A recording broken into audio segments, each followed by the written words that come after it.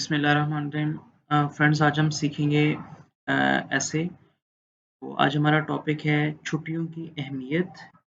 और ये टॉपिक अभी जो रीसेंट एग्ज़ाम हुए हैं 2023 में मई जून में, जो फाइनल एग्ज़ाम में यही वाला ऐसे आया था, सेम यही टॉपिक था। तो उसमें जो 3 मेन पॉइंट थे कि अभी ये पास्ट पेपर्स में तो नहीं आया, तो क्योंकि मेरे स्टूडेंट्स ने दिया था। तो सबसे पहला पॉइंट था इसमें छुट्टियों की अहमियत, ये था छुट्टियों के लिए पसंदीदा मकामात। और थर्ड वन था ये वाला, छुट्टियाँ किसके साथ गुज़ारी जाएँ। ये 3 पॉइंट थे, इनको हमने इस पैराग्राफ में लिखना है। तो ये मैंने ऑलरेडी लिख के रखा हुआ है ऐसे, जस्ट आपको साथ-साथ एक्सप्लेन कर देता हूँ। ये पहले मैंने इसलिए लिखा है क्योंकि इसकी वीडियो की लेंथ बहुत लंबी हो जाती है।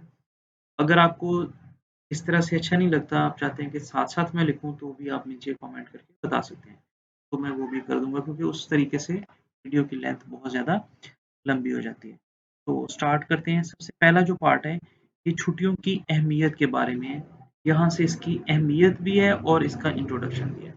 तो स्टार्ट करते हैं। मुसलसल पढ़ाई, कामकाज, ज़हनी दबाव और मुशक्क़त से थके-हारे इंसान के लिए छुट्टियों का लफ्ज़ ताज़ा हवा का झोंका है। इम्तिहानात के दौरान मुताले के सबब, मुताले की लिख दिया मैंने, तो यहाँ पे आपने इसको के कर लेना है। ये सबब, अ, सबब कहते हैं वजह। तुलबा अक्सर ज़हनी दबाव का शिकार रहते हैं। मीन्स ज़हनी दबाव मीन्स कि मेंटली वो स्ट्रेस फ़ील करते हैं। मखसूस दौरानिए की छुट्टियाँ, मखसूस दौरानिए का मतलब होता है एक ख़ास टाइम पीरियड के लिए, जैसे 2 मंथ्स, 3 मंथ्स। छुट्टियाँ तुलबा को ताज़ा दम और हशाश-बशाश कर देती हैं। हशाश-बशाश मीन्स ये बिल्कुल फ्रेश कर देती हैं। अच्छा, ये जो वर्ड हशाश-बशाश है, क्योंकि ये स्पेलिंग मैंने लिखे हुए हैं, तो यही पहले हे होता है, फिर शीन, अलिफ, शा, इस तरीके से हशाश, ठीक है? तो हशाश-बशाश का मतलब होता है कि बच्चा बिल्कुल मेंटली फ्रेश हो जाता है। उसके बाद है छुट्टियों के दौरान तुलबा आराम करने के साथ-साथ, मीन्स रेस्ट करने के साथ-साथ तफ़रीह भी करते हैं। तफ़रीह कहते हैं एंटरटेनमेंट को, ठीक है? और अपनी तालीमी कमज़ोरियों पर काबू पाने की भी भरपूर कोशिश करते हैं। मीन्स जो उनकी वीकनेसेस होती हैं, जब कोई बच्चा किसी सर्टेन सब्जेक्ट में वीक है, तो वो कोशिश करता है कि वो उसको अपने लिए बेहतर कर ले। और जदीद हुनर सीखने के साथ-साथ क्रिकेट, फुटबॉल वगैरह भी खूब खेलते हैं। जिस तरह कोई बच्चा क्रिकेट खेलता है, कोई फुटबॉल खेलता है, किसी क्लब में एडमिशन ले लेता है, तो इस तरीके से वो अपनी छुट्टियों को जो है वो यूज़फुल बनाता है। अच्छा, अब इसके बाद हमारा सेकंड पॉइंट है, जो हमने लिखना था, है छुट्टियों के लिए पसंदीदा मकामात, कि कौन-सी जगह पर आपको छुट्टियाँ गुज़ारनी चाहिए, कौन से ऐसे स्पॉट्स हैं जो लिखने हैं आपने। तो ये मैंने थोड़े से अपनी तरफ से लिखे हैं, तो आप इसमें पहला जो पार्ट है वो आप एज़ इट इज़ लिख सकते हो, बहुत अच्छा है वो। तो सेकंड में मैंने अपने पॉइंट ऑफ व्यू से जो मेरे माइंड में पॉइंट्स थे वो मैंने लिख दिए हैं। आप इसमें थोड़ी बहुत अपनी चॉइस के अकॉर्डिंगली चेंजेस भी कर सकते हो। जैसा कि इसमें मैंने लिखा है, छुट्टियाँ अपनी पसंद की जगह पर गुज़ारना सबकी ख़्वाहिश होती है, सबकी डिज़ायर होती है कि वो अपनी पसंद की जगह पर छुट्टियाँ गुज़ारें। अक्सर बच्चे छुट्टियाँ गुज़ारने बैरूनी मुल्क चले जाते हैं, मीन्स के आउट ऑफ कंट्री चले जाते हैं, जैसे अमेरिका, यूके, वो लिखना चाहूँगा वापस। जहाँ वो सैरो-तफ़रीह, तफ़रीह कहते हैं बेसिकली एंटरटेनमेंट के साथ-साथ खूब खरीदारी भी करते हैं, मीन्स अपनी पसंद की चीज़ें खरीदते हैं, शॉपिंग भी करते हैं। उसके बाद है अ, दूसरे मुल्कों उसके बाद है दूसरे मुल्कों की सकाफ़त और तारीख़ के बारे में जानने की कोशिश करते हैं। सकाफ़त बेसिकली होता है कि कल्चर सीखते हैं वहाँ का, और तारीख़ मीन्स हिस्ट्री के बारे में देखते हैं। क्योंकि जब आप किसी जगह पे जाते हो, आप देखते हो कि वहाँ के लोगों का कल्चर कैसा है, किस तरह के वो कपड़े पहनते हैं, किस तरह के वो खाने खाते हैं, और फिर हिस्ट्री देखते हैं। कोई प्लेस आ जाती है, जिस तरह आप पाकिस्तान में कोई अगर आए, सपोज़ मीनार-ए-पाकिस्तान देखे आके, या कोई प्लेस देखे, शाही किला, कोई इस तरह का लाहौर फोर्ट, कोई ऐसी चीज़ें देखते हैं, तो वो बेसिकली हिस्ट्री के बारे में जानने की कोशिश करते हैं। तो इसी तरह जब हम दूसरी कंट्री में जाते हैं, तो हम भी उसके बारे में सीखते हैं।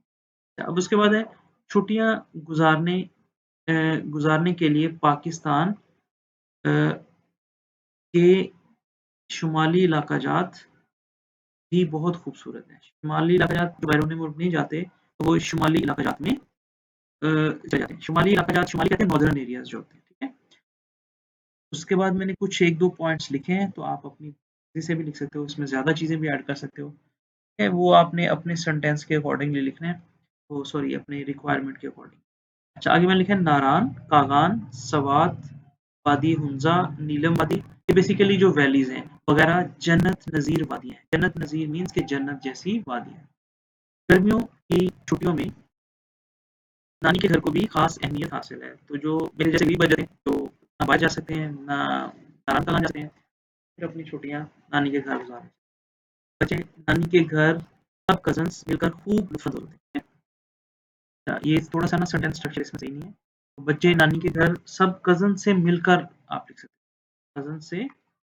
कज़न से मिलकर लुत्फ़ अंदोज़ हो सकते हैं। मैंने कज़न्स लिखा है तो इसकी जगह आप चचाज़ाद भाई, फूफीज़ाद भाई वो फिर थोड़ा ज़रा लंबा हो जाना था, मैंने शॉर्ट कर दिया। वो भी आप लिख सकते हो। अपने उसके अलावा नानी के घर चले जाते हैं।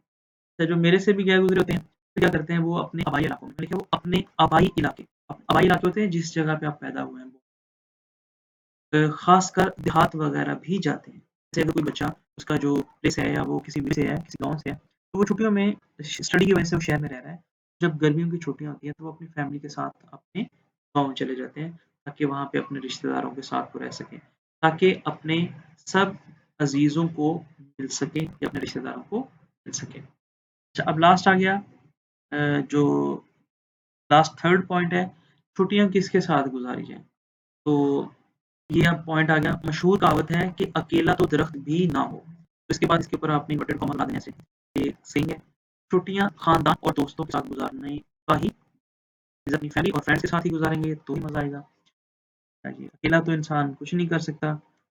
अच्छा जी, उसके बाद है सब दोस्तों। अब ये जो मैंने बातें लिखी है ना, ये आप इसमें अपनी तरफ से बातें भी लिखी रहना, लकीर के फकीर नहीं रहना, कि जो मैंने लिखा है वही कॉपी करना है। बेसिकली पर्पज़ होता है एक आइडिया देना, एक बताना कि किस तरीके से आपने लिखा। आप अपनी वर्डिंग जितना आप अपनी तरफ से लिखोगे उतना ही अच्छा होगा। अपनी वर्डिंग का मतलब है अपने आइडियाज़। बेसिकली आपकी स्टोरी में एक कंटेंट होना चाहिए, एक स्टोरी होनी चाहिए। ऐसा नहीं होना चाहिए कि रट्टी-रटाई 4 लाइनें लिख के आ जाओ, उसका कोई फ़ायदा। और कज़िन्स मिलकर सफ़र करना, जब सब लोग कज़िन्स जा रहे होते हैं ट्रैवल करते लोग, तो गाड़ी में बातें करना, गप-शप करना, उसका एक अलग ही मज़ा है। मिल-जुल कर खाने खाना, ठीक है?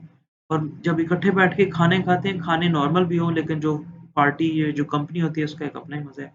बातें करना, एक-दूसरे से मज़ाक करना, ठीक है? कज़िन्स एक-दूसरे से मज़ाक करते हैं। ना सिर्फ़ छुट्टियों को वो लुत्फ़ बनाता है, वो लुत्फ़ का मतलब होता है मज़ेदार, लुत्फ़-अंदोज़, बल्कि छुट्टियाँ यादगारी बन जाती हैं, बेसिकली मेमोरेबल बन जाती हैं। अब जैसे इंसान बचपन में अपने कज़िन्स के साथ, अपने दोस्तों के साथ छुट्टियाँ गुज़ारता है, जब वो बड़ा हो जाता है, अपनी प्रैक्टिकल लाइफ़ में आ जाता है, तो फिर वो मौके दोबारा नहीं मिलते, फिर इंसान अपनी लाइफ़ में बिज़ी हो जाता है।